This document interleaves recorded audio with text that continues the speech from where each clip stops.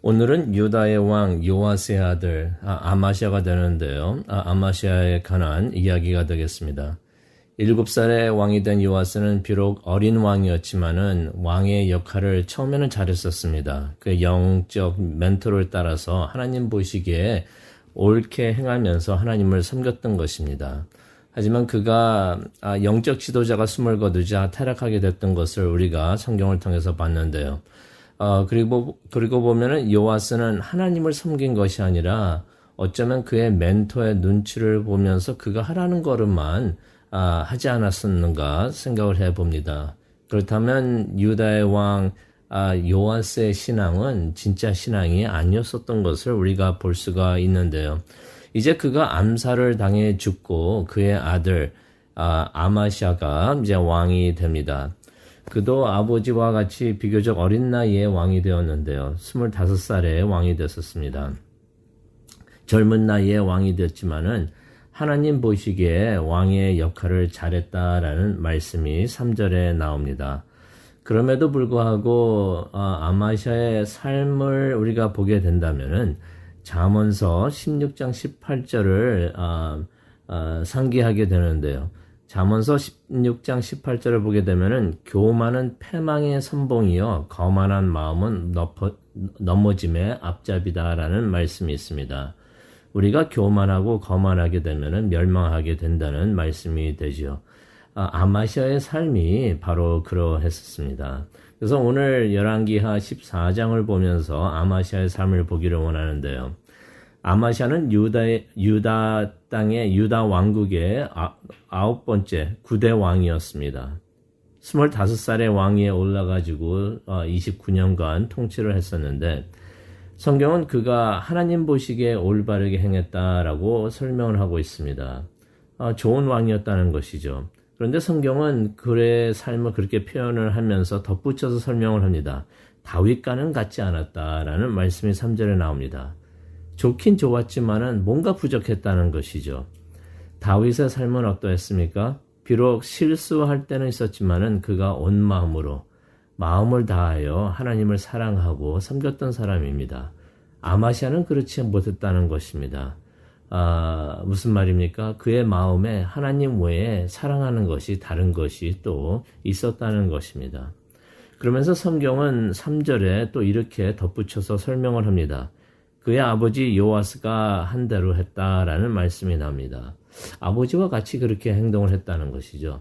이게 참 애매한 표현입니다. 이게 좋다는 말이 될 수도 있고 아니면 안 좋다는 말이 될 수도 있는데요. 혹시 아버지 요아스처럼 처음에는 하나님을 잘 섬기다가 나이가 들어가면서 하나님을 버린 것이 아닌가 우리가 한번 말씀을 통해서 보기를 원합니다.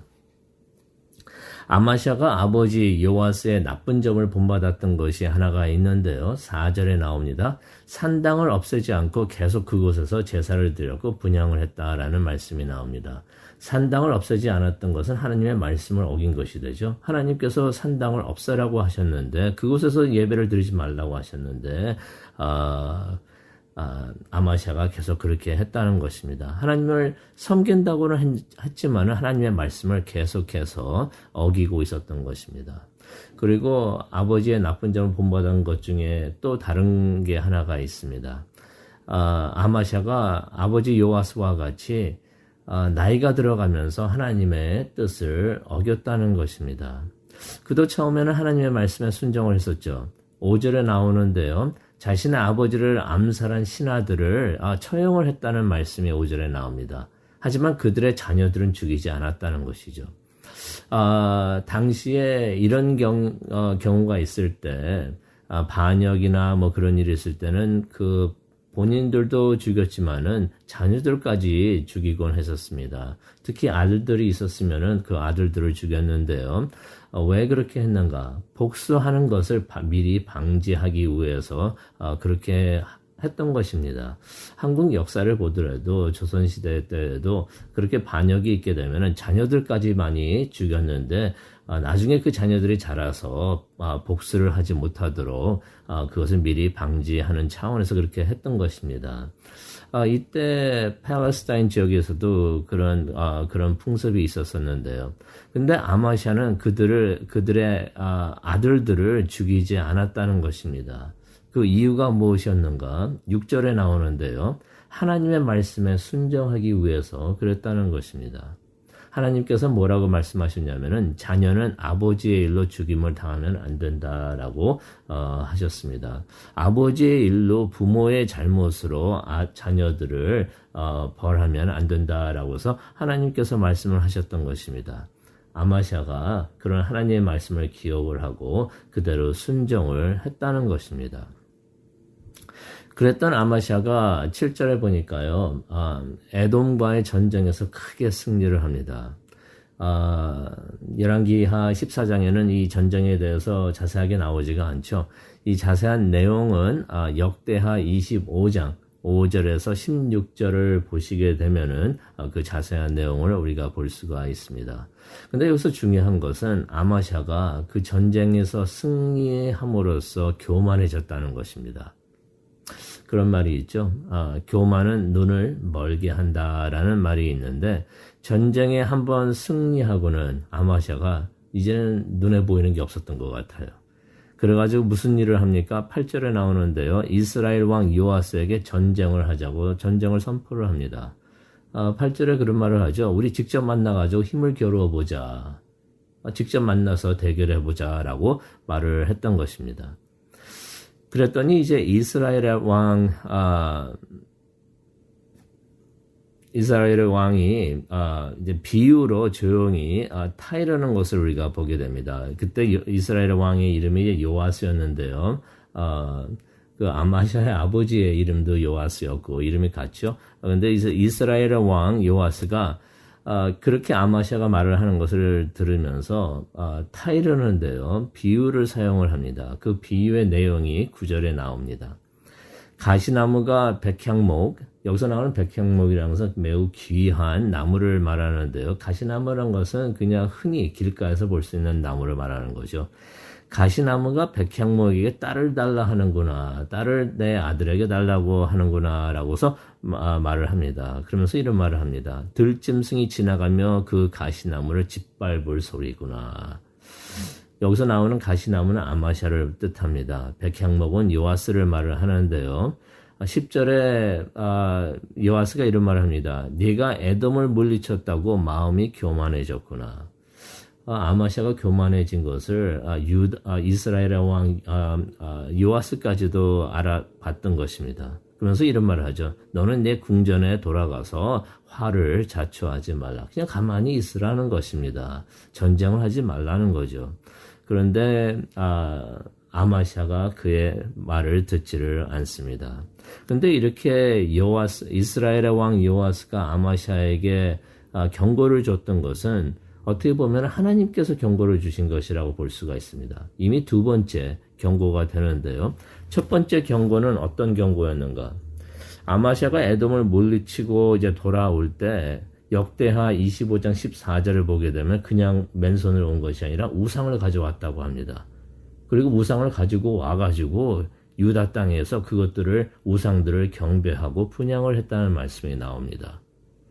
그때 하나님께서 한 선지자를 보내셔가지고 질책을 합니다. 그 선지자가 누군지는 모릅니다. 하지만은 성경에서 그냥 한 선지자라고 표현을 하고 있는데 선지자를 보내가지고 하나님께서 질책을 하시면서 경고를 하셨던 것이에요. 15절을 보니까 이런 말씀이 있습니다. 하나님의 말씀입니다. 에돔의 우상은 에돔 사람들을 구하지 못했는데 왕은 왜 그 우상들을 숭배하는가 하면서 하나님께서 선지자를 통해서 물어보십니다. 맞는 말이죠. 이미 패배한 나라의 우상을 신을 왜 가지고 와서 그것들을 경배하는가 이해가 안 됩니다. 그래서 15절에 보면 하나님께서 진노하셨다라는 말씀이 나옵니다. 근데 이때 아마샤는 이미 벌써 교만해졌어요. 거만해졌습니다. 선지자가 그런 말을 하면서 마치기도 전에 말을 끊습니다. 그러면서 뭐라고 말을 하는가? 우리가 너를 언제 왕의 참모로 삼았는가? 맞기 전에 닥쳐라 라는 말을 합니다. 그때 그 말을 들은 선지자가 16절에 이런 말을 하죠. 왕이 하나님의 경고를 듣지 않으니 하나님께서 이제 왕을 면하시기로 작정하신 줄 안다라는 말씀이 나옵니다. 그렇게 하나님께서 경고를 하셨는데 하나님께서 또 이스라엘의 왕 요아스를 통해서 경고를 하시는데도 아마시아가 듣지를 않습니다. 결과는 어떻게 됐습니까? 이스라엘의 왕 요아스가 유다를 칩니다. 그리고 아마시아를 사로잡습니다. 그리고 예루살렘의 성전은 무너지고 성전 안에 있던 금과 은 모든 많은 기물들이 약탈을 당했다라는 말씀이 오늘 읽은 말씀 13절과 14절에 나옵니다. 하나님께서 죄를 떠나지 않고 죄 안에 거하고 있는 아마시아를 멸망하게 하시는 것을 우리가 보게 됩니다. 어쩌면은 죄로 인해 교만해지고 거만해진 아마시아가 스스로 멸망하게끔 하나님께서 그대로 두신 것을 우리가 보게 됩니다. 한국 속담에 이런 말이 있죠. 익은 벼는 고개를 숙인다라는 말씀이 있습니다. 우리가 잘 나간다 싶을 때 더욱더 겸손해지기 원합니다. 모든 것이 하나님의 은혜로 된 것이고 하나님이 하셨다는 것을 우리가 마음에 새겨둔다면 항상 하나님 앞에서 우리가 겸손하게 있을 수 있는 줄로 믿습니다. 항상 그 하나님의 은혜를 잊지 않고 감사할 때 우리가 겸손해질 수 있는 줄로 믿습니다. 오늘 겸손을 위해서 기도하기를 원합니다. 하나님께서는 항상 겸손한 자를 높이시고 겸손한 자를 사용을 하십니다. 하나님께서 우리를 계속해서 사용하시기를 위해서 우리 기도하기를 원합니다. 기도하시겠습니다. 사랑과 은혜가 충만하신 하나님 아버지 감사합니다. 오늘 이 아침 하나님을 향하여 기도를 합니다. 하나님 앞에 엎드려서 겸손히 기도하기를 원합니다. 우리가 하나님의 많은 은혜를 받았는데 이것이 하나님의 은혜이고 하나님의 자비라는 것을 깨닫고 항상 감사하면서 하나님이 하셨다라는 것을 기억을 하기를 원합니다. 겸손한 자를 높이시고 겸손한 자를 사용하시는 하나님, 우리를 겸손하게 하여 주시고 항상 주님의 뜻과 주님의 나라를 위하여 사용하여 주시옵소서. 감사합니다. 예수님의 이름으로 기도합니다. 아멘.